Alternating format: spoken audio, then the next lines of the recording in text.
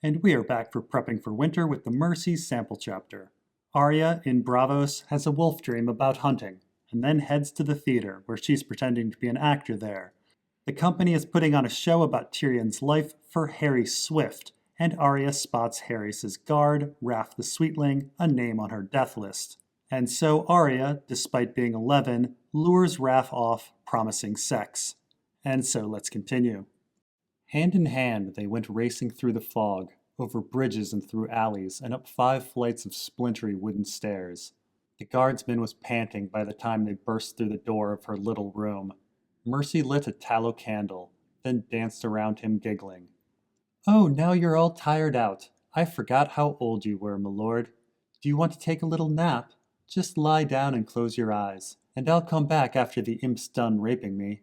And so here Arya and Raff run to Arya's apartment, where they will have some privacy, Raff believing for sex, Arya knowing for murder. And here the chapter has come full circle.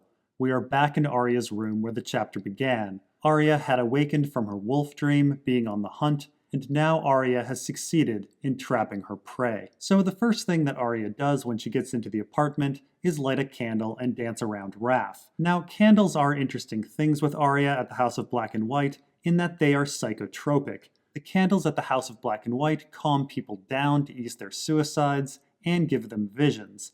In fact, the text used around Arya smelling a candle mirrors Bran eating werewood paste and Dany and Aeron drinking Shade of the Evening.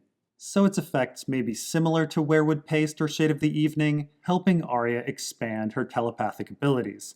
So we don't actually know if this candle is one of the candles from the House of Black and White, though continued use of a psychotropic candle would help explain why her wolf dreams were becoming more intense. Additionally, the fact that Arya lights a candle and then asks Raff to take a nap does evoke the practice of the House of Black and White. Then again, tallow candles aren't too ceremonial looking, and Arya is clearly riling Raff up with the request to take a nap and not actually trying to have him go to sleep. She, after all, does want to get Raff to the point where he's saying the same line that Lommy Greenhands said. Now, Arya is trying to provoke Raff by calling him a tired old man and then bringing up Bobono as a competitor of sorts. Again, Arya is trying to remove Raff's feelings of dominance and power in the relationship by consistently belittling him, which should enrage him and keep him off guard. This anger as well seems to arouse Raff as he has trouble separating sex and violence. So, curiously enough, Arya uses the term "my lord" instead of "my lord," which I honestly can't make much sense of. Mercy is Bravosi, and when speaking Westerosi as a second language, wouldn't slur the words my and lore together. Not to mention, she actually says my lords earlier in the chapter, though when playing Shay in the play, she says my lord, even though the play is presumably in Bravosi. One could argue that perhaps my lord is a slip-up as Arya's personality is coming out, but Arya is highborn and would say my lord, so that wouldn't make sense either. This issue is notably irksome, as George R.R. Martin has an entire scene in A Dance with Dragons where Roose Bolton scolds Theon for saying my lord instead of my lord, even though Roose himself somehow tolerated Arya's my lords in A Clash of Kings. Our author is pretty inconsistent with the terms my lord and my lord, and there's even a scene in A Dance with Dragons where Tyrion is speaking to one of Illyrio's sex workers, presumably on Essos, and she goes back and forth in the conversation. So who knows? "You're not going anywhere," he pulled her roughly to him. "Get those rags off, and I'll show you how old I am, girl." "Mercy," she said. "My name is Mercy. Can you say it?" "Mercy," he said. "My name is Raff." "I know." She slipped her hand between his legs and felt how hard he was through the wool of his breeches. And so here Raff once again feebly tries to assert his power over Arya, insisting that he's the one keeping her in the room. Of course, the reality of the situation is that Arya has tricked Raff into coming to her lair. She's the one in control. So Raff then tells Arya to take her clothes off, which is actually a red flag that he misses. The first thing people do when they get home is usually take off their overclothes, and in romantic situations, perhaps more. But Arya hasn't done that. She comes home, lights a candle, and dances with no removal of clothes. And there is a reason for this, which again brings us back to the beginning of the chapter. Arya is wearing a mummer's cloak with 3 hidden pockets. one containing coins, one containing a key, and the last containing a knife. And then Arya asks Raff to say her name, Mercy, which he does. And we again see the dual nature of Mercy and Arya here.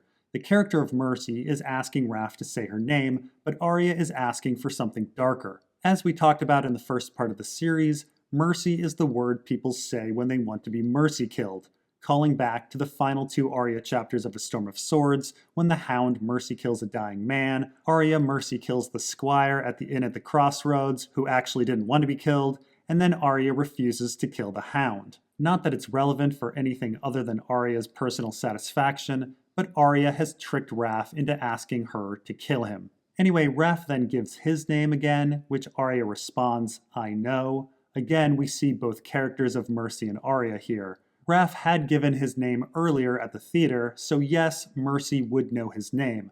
But of course, Arya also knows his name, from Westeros, a name she recites every day. The laces, he urged her. Be a sweet girl and undo them. Instead, she slid her finger down along the inside of his thigh. He gave a grunt. Damn, be careful there, you... Mercy gave a gasp and stepped away, her face confused and frightened. You're bleeding. What? He looked down at himself. Gods be good! What did you do to me, you little cunt? The red stains spread across his thigh, soaking the heavy fabric. Nothing, Mercy squeaked. I never... Oh, there's so much blood. Stop it, you're scaring me. And so here Raff the Sweetling asks to have his pants undone, and Arya instead cuts Raff in some way. She likely sliced his peripheral artery. After the cut, Arya plays dumb, somehow claiming that she had nothing to do with it, even though he's profusely bleeding, and Raff, being panicked and confused, still doesn't see Arya as a threat. Now with this, Arya, in an actual sense, is murdering Raff the Sweetling, but in a symbolic sense, we have a conflation of sex and violence. Arya is penetrating Raff, and our author repeatedly compares dicks to swords and swords to dicks throughout our story. For example, there's Lady Dustin's story of sex with Brandon Stark, or Joffrey making Sansa kiss his sword in A Clash of Kings, or Brienne's rape kills of Shagwell and Roarg. The symbolism is all over the place, though this time it's Arya's knife that is the phallus. And with her knife phallus, Arya has turned the tables on Raff and has become his rapist. Now, we should remember that taking one's virginity is a running theme of this chapter. Earlier, when Arya was lacing up Bobono, he wanted Arya to make him a man. That is, take his virginity, and Raff believed that he was going to take Arya's virginity by penetrating her. But instead we have a twist. It is Arya who penetrates Raff, and now Raff is bleeding from the crotch. A metaphorical breaking of his hymen, his maidenhead, so to speak. He shook his head, a dazed look on his face. When he pressed his hand to his thigh, blood squirted through his fingers. It was running down his leg, into his boot. He doesn't look so comely now, she thought. He just looks white and frightened. A towel, the guardsman gasped. Bring me a towel, a rag. Press down on it. Gods, I feel dizzy. His leg was drenched with blood from the thigh down. When he tried to put weight on it, his knee buckled and he fell. Help me, he pleaded as the crotch of his breeches reddened. Mother, have mercy, girl. A healer, run, and find a healer, quick now. There's one on the next canal, but he won't come. You have to go to him. Can't you walk? Walk? His fingers were slick with blood. Are you blind, girl? I'm bleeding like a stuck pig. I can't walk on this. And so here Raff hopelessly tries to stop the bleeding in his leg, and Arya thinks that he doesn't look handsome anymore, just pale and scared. The thoughts of Arya seem to be taking full control, with the thoughts of Mercy diminishing. And then Raff tries to walk on his leg and falls before asking Arya to get a healer. Arya then claims that a healer won't come to him and that he will have to go to the healer. This actually doesn't make too much sense, as the sick are often immobile, but Raff isn't exactly in a logical state at this point, though it does strike him as odd that Arya would even think that he could possibly walk on his leg. Now it's worth noting there are several callbacks to Arya and the Hound's fight at the inn at the crossroads in this passage. The dying squire at the inn also tries to hopelessly apply pressure to his wound, says Mother have mercy, and asks for a maester. And the wound that does in the Hound is actually a cut to his upper thigh, hindering the use of his leg, just like Raff's. Arya even thinks that the Hound looks like a butchered pig, the same metaphor that Raff uses here. Well, she said, I don't know how you'll get there then. You'll need to carry me. See, thought Mercy. You know your line, and so do I. Think so? Asked Arya, sweetly. Raff the Sweetling looked up sharply as the long, thin blade came sliding from her sleeve. She slipped it through his throat beneath the chin, twisted, and ripped it back out sideways with a single smooth slash. A fine red rain followed, and in his eyes, the light went out. And so next Arya leads the conversation to get Raff to say the line Lommy Greenhands spoke before he died. You'll need to carry me. And in response, Arya says the line that Raff said before killing Lommy. Think so. Before in turn killing him by stabbing him in the neck, which is how Raff killed Lommy. Now, as it turns out, Raff doesn't actually say the exact line Lommy did. Lommy says, you got to carry me, and Raff says, you'll need to carry me.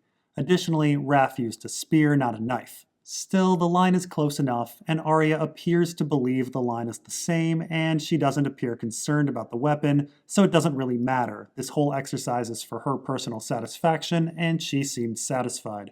Now it's at this very moment that we see the full emergence of Arya and the character of Mercy dissipate.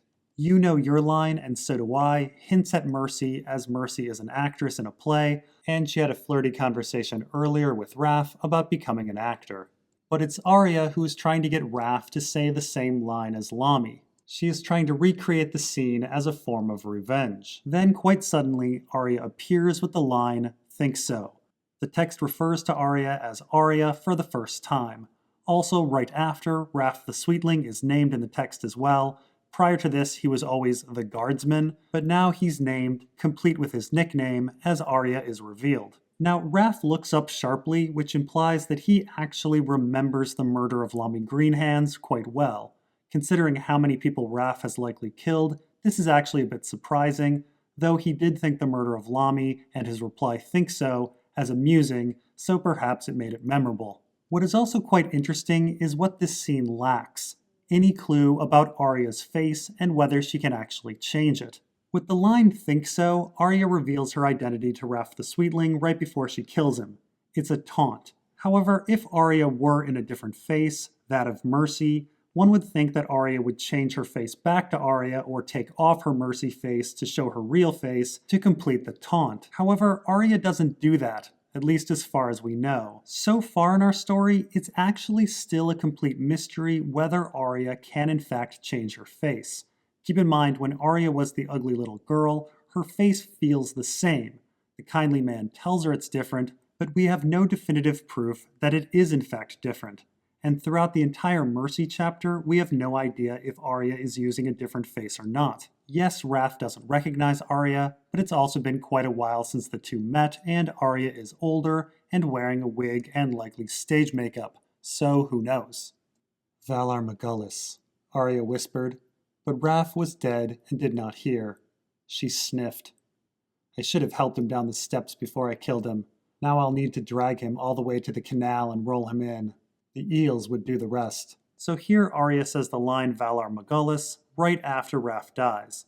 Now this slogan of the Faceless Men may seem a little out of place for a follower of the old gods, but Arya has actually been using this line long before she even made it to Braavos and joined the Faceless Men. Just like the adopted language of Syrio-Forel, Arya adopts Valar Morghulis after meeting Jaqen H'ghar and says it as an extra mantra on various occasions, such as after reciting her death list and in her prayers to the old gods. There is even a scene in A Clash of Kings where Arya drops a coin, kills a man, and whispers the line much like she does here with Raff, though in that situation the man actually hears the words before dying. So Arya laments not getting Raff downstairs first, as now she has to drag a dead body down the stairs to the canal, where the body will be fed to eels. This is notably the same way Arya killed Darien. She slashed his throat and then dumped him in the canal, though Darien was a much more innocent character. So as I mentioned, our author thinks eels are creepy animals, and in between the publication of A Feast for Crows and A Dance with Dragons, our author actually wrote a story called A Night at the Tarn House, which features eels eating people alive. It's also worth noting that the idea of disposing of murdered bodies in waterways was perhaps made most famous by stories of American gangsters in New York City like The Godfather. That is, people sleeping with the fishes. Our author grew up in Bayonne, New Jersey, right outside of New York City, surrounded by these waterways. Mercy, mercy, mercy, she sang sadly. A foolish, giddy girl she'd been, but good-hearted. She would miss her, and she would miss Dana and the Snapper and the rest, even Isambaro and Babono. This would make trouble for the Sea Lord and the envoy with the chicken on his chest, she did not doubt. And so here Arya again sings Mercy, Mercy, Mercy, another callback to the beginning of the chapter when she did the same. And we find that Arya believes that her time as Mercy studying at the gate is over.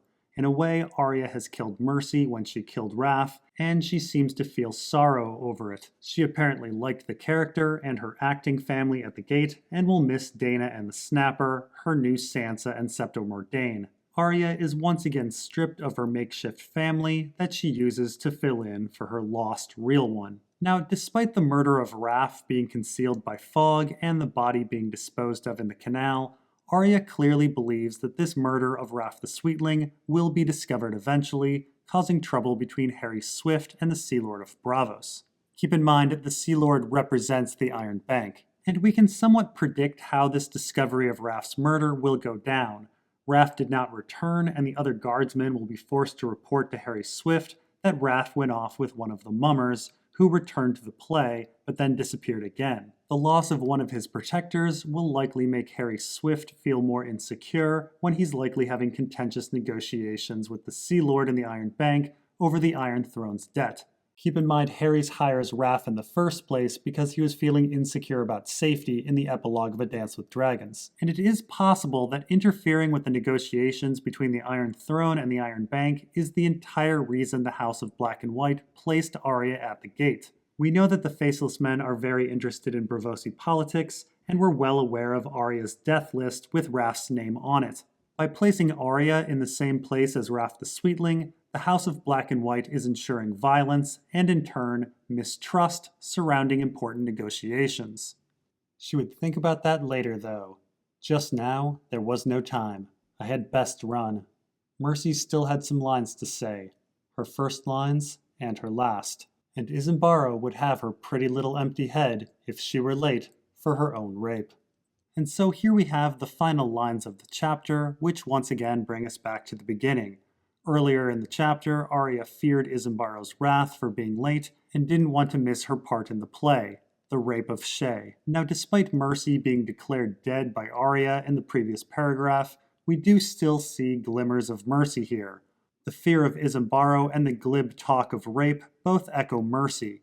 Additionally, there appears to be a double meaning to "I had best run." Yes, Mercy must run back to the gate to say her lines, but also it may be time for Arya to run from the House of Black and White. This re-emergence of Mercy may be read a couple ways. Yes, Arya still needs to be Mercy through the period of the play, but also, as we saw at the beginning of the chapter, Arya keeps pieces of her past identities with her. Both physically and mentally, pieces of Cat of the Canals, Blind Beth, and the Ugly Little Girl have stayed with Arya, so it's likely a piece of Mercy would stay as well.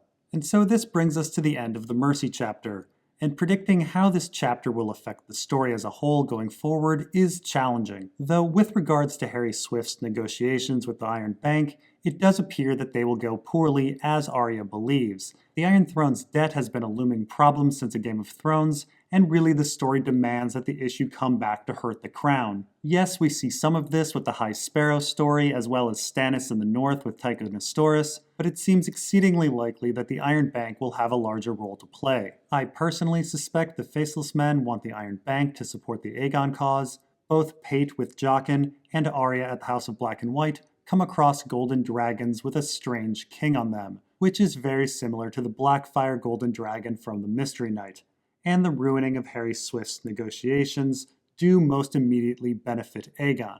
As for Arya herself, she seems sure that her time as Mercy is over, and we have not seen Arya stay in an identity for more than one chapter, with the exception of a brief return to Cat of the Canals in the Ugly Little Girl chapter. However, we are less sure if this is the end of Arya's time at the House of Black and White. Obviously, Arya must return to Westeros at some point, and she does think that she best run. And yet, Darien's murder did not end Arya's time with the House. In fact, she seemed to have been advanced to being blind early. Blindness is a regular step for trainees, so an extra murder may not enrage the House. Additionally, if Arya was actually doing the House of Black and White's secret bidding, they may not be angry with her at all. And so it's entirely possible that Arya may have more missions with the House and will only leave the House of Black and White and return to Westeros at the end of the Winds of Winter or at the beginning of the Dream of Spring.